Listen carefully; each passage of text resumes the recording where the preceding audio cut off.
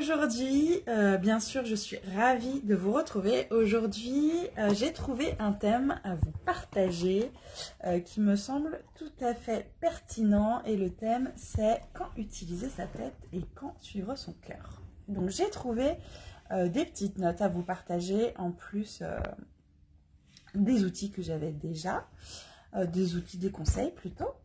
Donc, là, le thème, c'est donc, vous savez, parfois on a un projet, on a une envie, mais on ne sait pas si c'est raisonnable, on ne sait pas si peut-être ça va même être dangereux pour la famille. Quand je dis dangereux, ça peut être dangereux financièrement. Est-ce que, voilà, on a envie, je ne sais pas, de s'offrir un massage, mais est-ce que du coup ça va nous permettre d'acheter à manger jusqu'à la fin du mois?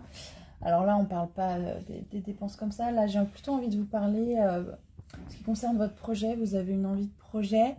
Elle vous tient vraiment à cœur quand vous y pensez. Il y a les étincelles un peu partout. Mais la tête dit, ben non, de toute façon, t'en es pas capable. Qu'est-ce que c'est que ces petits cheveux? T'en es pas capable. Et puis, ça va mettre en danger la famille. Et puis, de toute façon, t'as pas le temps. Enfin, voilà, tout ce qui vient de la raison va venir, en fait, casser votre truc. Donc ça, je pense qu'on l'a toutes connu, qu'on se soit lancé ou pas, c'est quelque chose qu'on s'est forcément posé.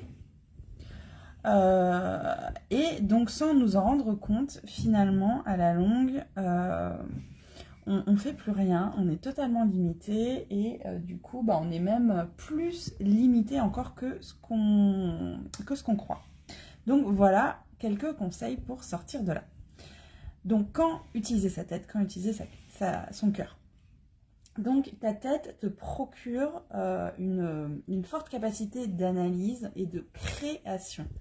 Donc, on peut l'utiliser pour aller voir ce qui nous limite. Donc, par exemple, les croyances qui vont déterminer notre vie et ce qu'on est en mesure d'accomplir. La tête, elle va être notre allié pour creuser et trouver les croyances qu'on a, qui font que certaines choses dans notre vie ne sont pas à la hauteur de ce qu'on attend, et celles par contre dont on a besoin pour obtenir ce qu'on veut. La tête va servir aussi à changer nos perceptions, donc la manière dont on va percevoir quelque chose, que ce soit un événement ou un comportement, et donc qui va nous rendre malheureux ou heureuses. Et par exemple, si ton passé nous pourrit la vie, ça va être intéressant d'utiliser la tête pour revisiter les perceptions et donc les transformer en quelque chose qui ne va pas utiliser toute notre énergie. La tête nous sert aussi à nous remettre dans un bon état d'esprit. Par exemple, on va pouvoir agir sur notre état physique pour se remettre de bonne humeur et donc réanimer les étincelles. Mais voilà, c'est pas quelque chose qui est toujours facile. Mais dans ce cas, c'est vraiment la tête qu'il va falloir utiliser pour aller voir ce qui nous met dans cet état. Et donc, retirer les petits cailloux qu'il y a sur notre chemin pour avancer vers les objectifs et dans la vie. La tête nous sert aussi à résoudre nos problèmes. En dehors de la vie ou la santé qui est en jeu, la tête va nous permettre de créer de la magie autour de nous, donc de mettre à profit notre créativité et d'arriver à trouver des solutions qu'on n'aurait même pas pensé, imaginer, si on ne s'était pas donné la chance de sortir un petit peu la tête du guidon, comme on dit, et donc d'aller chercher ce que notre créativité finalement a à mettre à notre disposition. La tête aussi, elle va nous servir à manifester les désirs. Par la visualisation, par exemple, la tête va être mise à contribution pour concrétiser des intentions et des désirs. Donc l'idée, ça va être de s'imaginer le plus souvent possible dans un futur où la vision qu'on a, ou le rêve qu'on a est accompli, et donc de voir des opportunités apparaître et donc du coup, bah, parfois les obstacles disparaître aussi au fur et à mesure. Ça demande par contre, la visualisation, une certaine connexion entre le cœur et la tête pour aller en fait chercher les émotions. Lier la visualisation avec des émotions va permettre de manifester beaucoup plus rapidement et beaucoup plus de façon précise.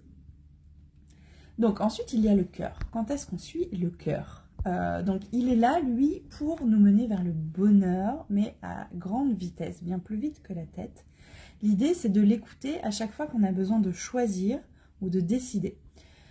On nous dit souvent, quand on a un choix à faire, fais une liste de pour et de contre, de réfléchir avant de prendre une décision, mais tout ça, ça ne va pas forcément nous rendre heureux.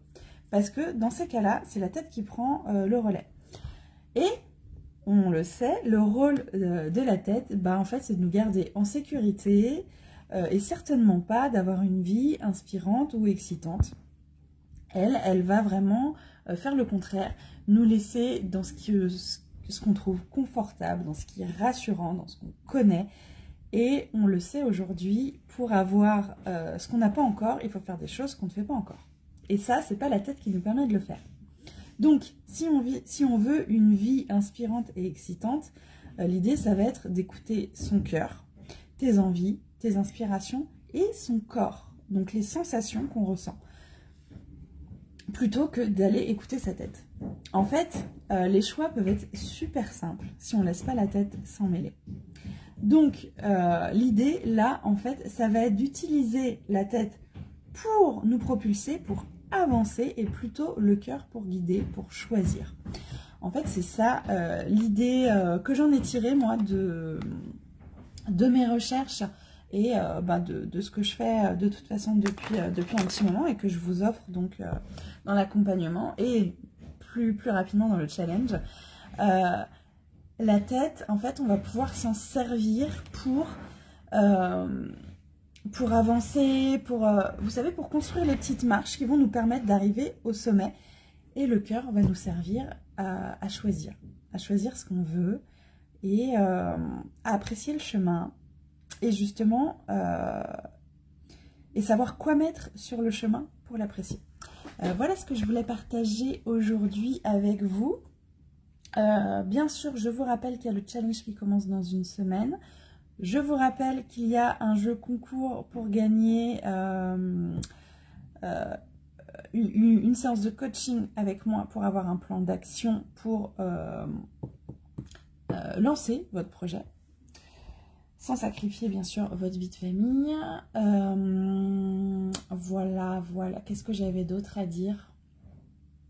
J'ai réfléchi, ma concentration à rude épreuve entre les travaux dehors et les travaux à l'étage. Je pense que c'était bon. J'espère que malgré tout ça, ça a été... ce que j'ai partagé a été pertinent, a été compréhensible. Surtout, n'hésitez pas si c'est pas clair, hein, je referai la vidéo. Si c'est pas clair, mettez des petits commentaires, envoyez-moi un petit message. N'hésitez pas à me dire aussi quand il y a des sujets que vous avez envie que j'aborde, parce que j'essaye de faire au mieux pour vous apporter ce dont j'ai l'impression que vous avez besoin, mais peut-être il manque des choses, et surtout, il ne faut pas hésiter à me dire. Et puis voilà. Je vous souhaite bien sûr une excellente journée. Pour celles qui se sont déjà inscrites au challenge, on se trouve dans notre conversation. Pour les autres, on se retrouve par message si vous en avez besoin. Je vous souhaite une très bonne journée et bien sûr de prendre soin de vous. À très vite.